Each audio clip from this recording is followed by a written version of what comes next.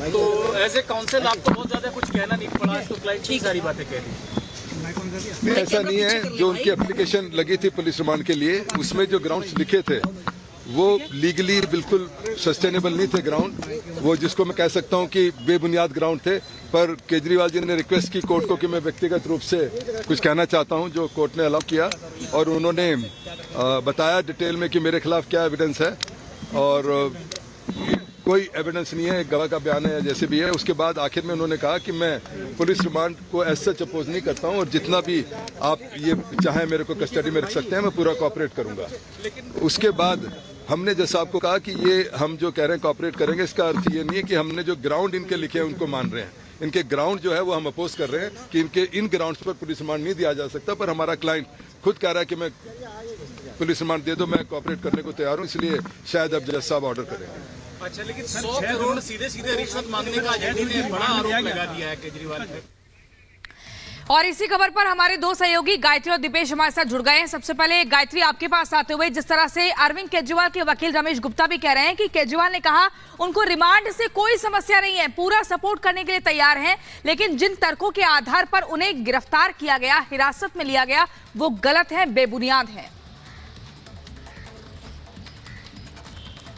देखिए, अगर रिमांड से दिक्कत अरविंद केजरीवाल को नहीं होती तो कल वो दिल्ली हाईकोर्ट का दरवाजा नहीं खटखटाते, जिस पर उन्होंने रिमांड के खिलाफ याचिका दाखिल की थी, गिरफ्तारी के खिलाफ याचिका दाखिल की थी, जिस पर हाईकोर्ट की तरफ से उन्हें फौरन राहत देने से साफ इनकार कर दिया गया था। हाँ, आज जिस ड्रामेटिक तरीके से उन्होंने अपनी तमाम बातों को रखा, उससे एक बात तो साफ हो गई कि जो दावा सुनीता केजरीवाल कर रही थी कि एक बड़ा खुलासा वो करने वाले हैं, उनकी तरफ से कोर्ट में ना तो कोई सबूत रखा गया, ना कोई कागज रखा गया, और ना ही कोई खुलासा उनकी तरफ से किया गया। उन्होंने वो तमाम बातें रखी जो अलग-अलग बिल्कुल गायत्री, खुलासे की बात जरूर कही गई थी, लेकिन ऐसा लग रहा है कि सिर्फ माहौल बना था, क्योंकि आज जो बात कही है वो खुलासा नहीं बल्कि एक आरोप है, वो भी एक जांच एजेंसी के खिलाफ और उसके माध्यम से एक पार्टी के खिलाफ। कोर्ट ने इस बीच ईडी के वकील ने कहा है कि सीएम की वजह से गिरफ्तार नहीं किया है, वो सीएम इसलिए गिरफ्तार नहीं किया है, सबूत मिले उसके आधार पर गिरफ्तारी हुई है, सीएम कानून से ऊपर नहीं है। ईडी ने अदालत में ये कहा, क्योंकि अरविंद केजरीवाल ने कई तरह के आरोप लगाए, ये कहा कि सिर्फ एक बार मेरा नाम लिया गया, बयान दिया गया किसी की तरफ से, तब जाके मुझे गिरफ्तार किया गया है।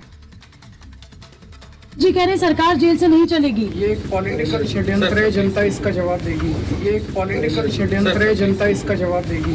ये एक पॉलिटिकल षड्यंत्र है, जनता इसका जवाब देगी। ये एक पॉलिटिकल षड्यंत्र है, जनता इसका जवाब देगी। ये एलजी कह रहे सरकार जेल से नहीं चलेगी। ये एक पॉलिटिकल षड्यंत्र है, जनता इसका जवाब देगी। ये एक पॉलिटिकल षड्यंत्र है, जनता इसका जवाब। तो आरोप भले ही लगाए गए, लेकिन एजेंसी ने कहा कि हमारे पास पक्के सबूत हैं। और दीपेश का रुख करते हैं। दीपेश, अभी सुनवाई हुई, सुनवाई में कई महत्वपूर्ण तथ्य रखे गए, लेकिन सबसे बड़ी बात एजेंसी ने की, हमारे पास पक्के सबूत हैं 100 करोड़ की रिश्वत के। और साफ तौर पर कहा गया कि घूस ली गई, घूस का पैसा आम आदमी पार्टी के फंड में दिल्ली में पहुंचाया गया, माफ कीजिएगा गोवा पहुंचाया गया, जहां पर चुनाव में उसका इस्तेमाल हुआ। और यही बात का जिक्र किया ईडी की तरफ से। कई 3-4 बातें बड़ी बड़ी थी, उसमें सबसे महत्वपूर्ण बात एक तो ये थी कि दिल्ली के मुख्यमंत्री अरविंद केजरीवाल जांच पे सहयोग नहीं कर रहे हैं, घुमा फिराकर अपने बातों को जवाब दे रखे हैं। दूसरी सबसे महत्वपूर्ण बात यह थी कि गोवा के कुछ नेताओं को समन जारी किया गया, उनके साथ बैठाकर पूछताछ होगी। तीसरी सबसे बड़ी बात जिसका जिक्र आपने किया कि घूस जो है वो ली गई, 100 करोड़ की घूस मांगी गई, और उसके पक्के और पुख्ता सबूत जो है वो ईडी के पास है। कई बड़ी बातों का जिक्र जो है आज ईडी ने कोर्ट में किया, और उन्हीं ग्राउंड के आधार पर 7 दिन की रिमांड की मांग जतिन की है। आज बिल्कुल देखिए, जिस तरीके से उन्होंने कहा सहयोग नहीं कर रहे हैं, वो अपने दर्शकों को हम लगातार बता रहे हैं, लेकिन इंपॉर्टेंट ये कि फोन का पासवर्ड भी वो नहीं बता रहे हैं। और ईडी का साफ तौर पर कहना है कि अगर आप नहीं बताएंगे तो फिर हमें टेक्निकल जो हेल्प लेने के जरिए उसका फोन अनलॉक करना पड़ेगा। और वो बार बार अपने वकीलों को की बात कर रहे हैं कि मेरे वकील आपको ये चीज बताएंगे, मेरे वकील से आप ये तमाम चीजें हैं जो है वो कन्फ्रंट कर सकते हैं। लेकिन सबसे बड़ी बात कि इन 6 दिनों में ईडी जो चाह रही थी वो नहीं हो पाया, और यही कारण था कि 7 दिन की। और लेकिन जतिन, वकील को आगे ना करके अरविंद केजरीवाल का खुद कोर्ट में अपनी बातों को रखना और फिर ये कह देना लास्ट में कि ठीक है आप जितने दिन की रिमांड मांगते हैं हम उस पर जाने के लिए। बिल्कुल दीपेश, और अरविंद केजरीवाल ने जो जो तथ्य रखे हैं उसे लेकर ईडी ने भी जवाब दिया है। बहुत धन्यवाद आपका, आपके पास लौटेंगे क्योंकि थोड़ी देर बाद इस मसले पर फैसला आने वाला है। आगे बढ़ेंगे और बात करेंगे 24 का सवाल।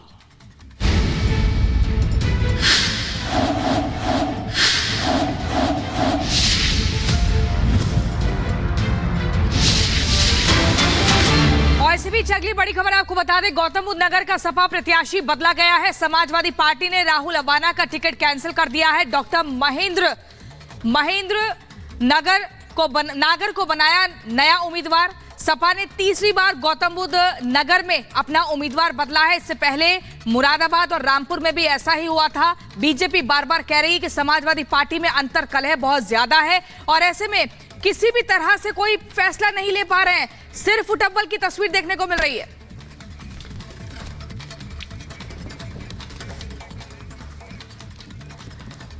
टिकट कटने से नाराज एसटी हसन रिपब्लिक भारत से बोले। एसटी हसन ने कहा कि मेरी बहुत बेइज्जती हुई है। किस मुंह से मैं प्रचार करूंगा, किस मुंह से रुचि वीरा का समर्थन करूंगा, किस मुंह से मैं जनता के बीच जाऊंगा। क्या कुछ कहा एसटी हसन ने, आपको सुनवाएंगे। कि जो रुचि वीरा है उनको लेकर के ये कहा जा रहा है कि वो आजम खान की करीबी है। अब रुचि वीरा यहाँ से क्योंकि प्रत्याशी हैं, आप प्रत्याशी नहीं है, तो क्या आप समर्थन करेंगे? क्योंकि आपके जो समर्थक हैं वो काफी नाराज नजर आ रहे हैं पार्टी के इस फैसले से। देखिए, मैं किस मुंह से समर्थन करूं?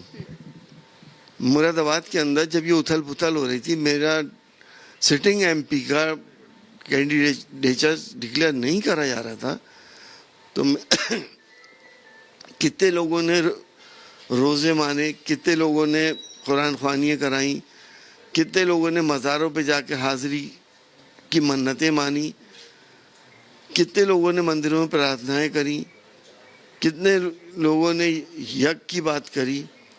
अगर मैं समर्थन कर देता हूँ तो उनके दिल नहीं टूट जाएंगे। आप समर्थन नहीं करेंगे? यकीनी तौर पे मैं कैसे कर सकता हूँ? भी कहानी लिखी हुई यार, चला दो। अगर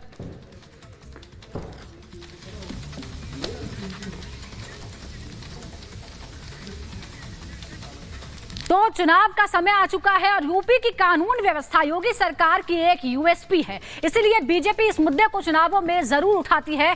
अखिलेश सरकार के दौरान वेस्ट यूपी में हुए दंगों की याद दिलाकर बीजेपी एक बार फिर लोगों से मतदान की अपील कर रही है। चुनाव प्रचार के दौरान खुद योगी आदित्यनाथ अपनी और अखिलेश राज के बीच तुलना करके लोगों को अंतर समझाने का काम कर रहे हैं। रिपोर्ट आपको दिखाते हैं।